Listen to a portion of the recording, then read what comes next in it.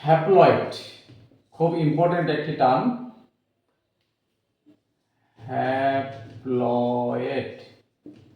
আমরা জানি আমাদের ক্রোমোজোমগুলো কিন্তু নিউক্লিয়াসের মধ্যে যখন কোষ বিভাজিত হবে তখন জোড়ায় জোড়ায় অবস্থান করে।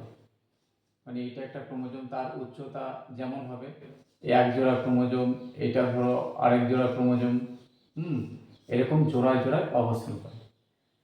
যখন এক প্রস্থ ক্রোমোজোম সেট থাকবে তখন তাকে বলা হয় হ্যাপ্লয়েড। এটা কি হলো? এক প্রস্থ ক্রোমোজোম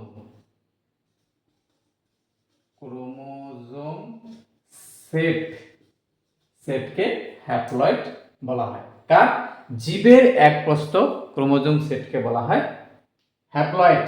অর্থাৎ এখান থেকে একটা আর এই বড়টা থেকে একটা নিয়ে আসলাম, এটা হলো এক প্রস্থ ক্রোমোজোম সেট। মানে এই প্রাণীটার এক জোড়া ক্রোমোজোম আছে চারটি, তার মধ্যে এটা হলো হ্যাপ্লয়েড সেট ক্রোমোজোম।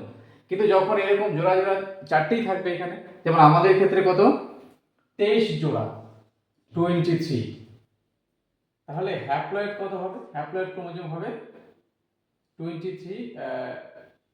23টা হবে হ্যাপ্লয়েড, অর্থাৎ 23 জোড়া অর্থাৎ 46টি। তার মধ্যে এই 23টি হবে হ্যাপ্লয়েড। আর ডিপ্লয়েড মানে ঠিক উল্টোটা, জীবের দুই প্রস্থ ক্রোমোজোম। এক জায়গায় কি লিখে দিব আমরা? দুই প্রস্থ ক্রোমোজোম সেটকে বলা হয় ডিপ্লয়েড। তাহলে আমাদের ক্ষেত্রে ডিপ্লয়েড কত হবে?